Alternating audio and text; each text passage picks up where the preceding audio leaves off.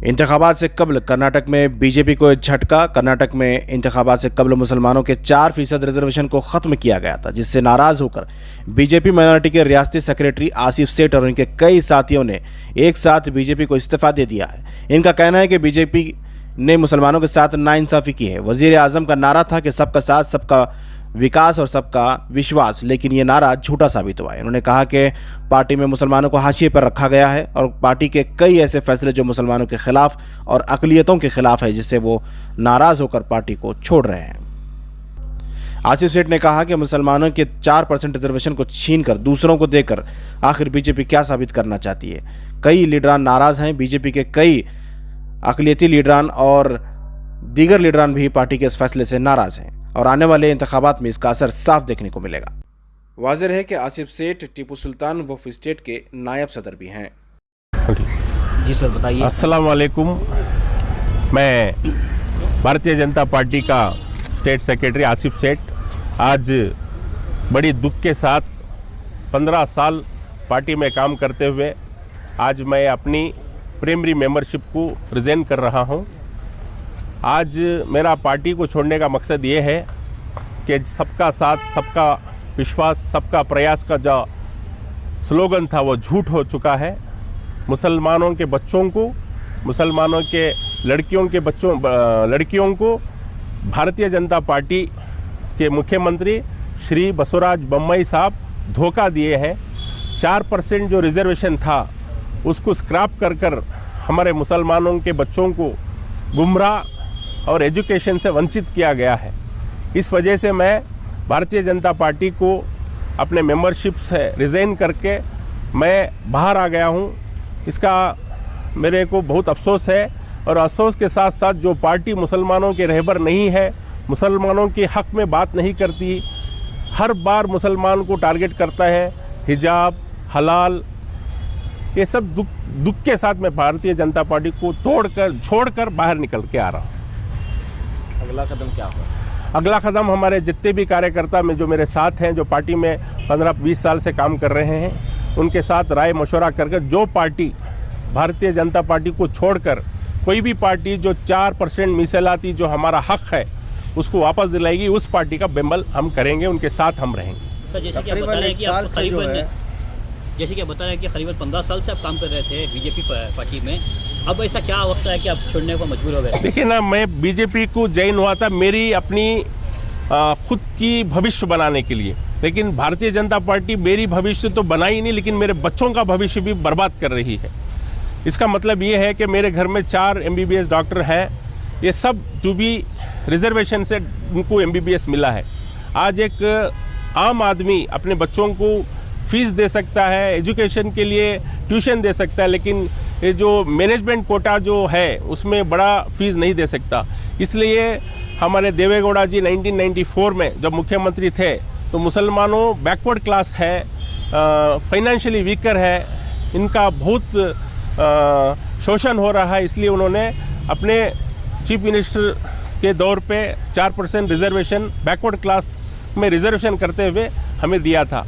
लेकिन भारतीय जनता पार्टी इसको last moment में, जहां तक के इलेक्शन का डेट अनाउंस हो रहा था उससे एक दिन पहले इन्होंने इसको स्क्रैप कर हमारा जो हक़ था, जो हमारी रिजर्वेशन मिला था, उसको इन्होंने दूसरे अपर क्लास कम्युनिटी को दिया है। बहुत दुख की बात है। इस वजह से हमारे को इस पार्टी में 1 मिनट भी आगे नहीं चलना, बल्कि हमने डिसाइड किया। जब से बसवराज बोम्मई की सरकार आई तब से जो है मुसलमानों के ऊपर कोई ना कोई जो है बात पर जो है हलाल पर होंगे, हिजाब पर होंगे, ऐसे बातों में जो है तकलीफ दे रहे थे। उस टाइम पे आपको कहाँ गए थे सर? हम सब्र कर रहे थे, सब्र कर रहे थे कि अल्लाह ताला आज नहीं समा इन पे तौफीक देगा, हिदायत देगा। लेकिन क्या हुआ, अब तक उसमें हमारा बहुत दुख हुआ कि भी हलाल हो, हिजाब हो। इसलिए हम कोशिश कर रहे थे आज नहीं कल सुधर जाएंगे, लेकिन जब हमारे बच्चों की नसीब इन्होंने छीनी तब हम लोग को जो गुस्सा था, जो हमारा पेशेंस था, वो रुक नहीं पाया। इस वजह से हम पार्टी छोड़कर बाहर आए। इसका अगला कदम क्या है सर? अगला कदम जो पार्टी हमें 4% रिजर्वेशन देगी उस पार्टी का हम साथ देंगे, उस पार्टी को इस कर्नाटक में अधिकार को लाएंगे। वो चाहे बीजेपी कांग्रेस हो ने या जो चाहे है जेडीएस आपको- हो। जो कांग्रेस हो जेडीएस हो। बीजेपी ने आपको ओहदा भी दिया था, आपको जो है टीपू सुल्तान वक्फ एस्टेट कमेटी का नायब चेयरमैन बनाया था, तो क्या आप पार्टी से मुतमईन नहीं थे, क्या था मसला? देखिए, मैंने मेहनत किया पार्टी में, 15 साल दिन रात मेहनत किया, बंडल डिस्ट्रिक्ट और पूरा राज्य का प्रवासा किया था। इस वजह से एज ए कार्यकर्ता उन्होंने मुझे ओहदा दिया था, मैं उनका शुक्रिया अदा करता हूँ। लेकिन मेरी कौम, मेरी कम्युनिटी मेरे लिए मेन है। मैं अपने कौम के लिए मर मिटने के लिए तैयार हूँ, मेरी कौम छोड़कर मैं नहीं जाता। जब मेरे कौम के साथ अन्याय हो रहा है, मेरे बच्चों के साथ इन्होंने गलत कर रहे हैं, तो मैं इसका विरोध करते हुए बाहर आया हूँ। इस्तीफा देने से पहले आपने किसी से बात की? हाँ, मैं पार्टी में हर लेवल पे जो भी डिसीजन मेकर है, जो कोर कमेटी के जो सदस्य रहे, उनसे भी मैंने बात की। उन्होंने बोला देखते हैं, इलेक्शन के बाद देखते हैं, मतलब हमको गुमराह करने की कोशिश की। लेकिन हम समझ गए कि मुसलमानों को किसी एंगल में भी भारतीय जनता पार्टी से इंसाफ नहीं मिलेगा।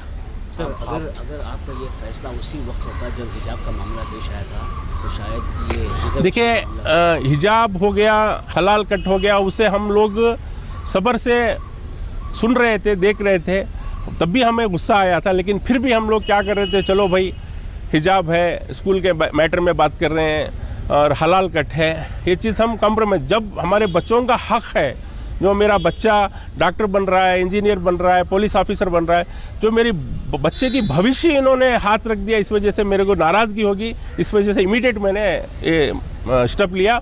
जब अनाउंस हुआ था, उसके बाद मैंने 15 से 20 दिन सारे लोगों से मिलने के बाद उन्होंने हमें रिस्पॉन्स नहीं दिया, इसलिए हम सोचा कि बाहर आ जाए। क्या रहेगा सर आगे की तरतीब? आगे का वही, हम लोगों से जो भी हमारे कार्यकर्ता हैं उनसे मिलेंगे, बात करेंगे, करने के बाद जो भी सही होगा, जो भी पार्टी हमारा 4% रिजर्वेशन हमें वापस दिलाएगी, हम पार्टी के साथ हैं। सर, आप बाहर आए हैं, लेकिन आपकी पार्टी में जो है कई मुस्लिम चेहरे हैं, अब्दुल अजीम हैं, बाबू साहब हैं, फिर रऊफुद्दीन कचेरी वाला हैं जो अहदे पर भी हैं, पार्टी में भी हैं, और सलाम साहब हैं, ये सब बड़े चेहरे भी हैं मुस्लिम के वहाँ। देखिए, मैं किसी को फोर्स नहीं करता, मेरे कौम के लिए मैं कुछ कर सकता हूँ, मैंने किया। मेरी कम्युनिटी के लिए मैं हक दिला सकता हूँ, मैंने कर रहा हूँ। उनको भी अल्लाह ताला हिदायत देगा कि अल्लाह की ज़ात पे भरोसा है, उनको भी समझ आएगा, वो भी बाहर आएंगे। सर, अगर आने वाले दिनों में आपके हाईकमांड ने फिर से आपको बुलाया, कन्विंस करने की कोशिश की, तो क्या आप वापस जाओगे या आपका फैसला? 4% कोई भी हमें दिलाएगा, उसके साथ हम रहेंगे। अस्सलाम वालेकुम। अफरोज़ करके मैं बीजेपी का स्टेट सेक्रेटरी। तो ये 2% की वजह से हमें पूरे बाज आके जो हाई कमेंट से जाके 1 से 4 बार डिस्कशन किए 15 दिन से, उन्होंने कुछ भी हमारे को रिस्पांस नहीं दिए। इसलिए हमें आज एक प्रेस मीट करके हमारा जो सदस्यत्व है उसको रीज़न करके, उधर फैक्स में भी रीज़न भेज दिया, इधर प्रेस क्लब में भी प्रेस मीट करके रीज़न कर दिया है।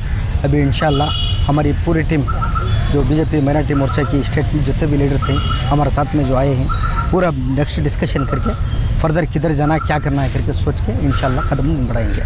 2% के लिए है या आने वाले इलेक्शन के लिए? नहीं, 2% के लिए है, खासकर 2% के लिए है। क्यों बोला तो 2% के लिए, खासकर मुसलमानों के लिए 4%,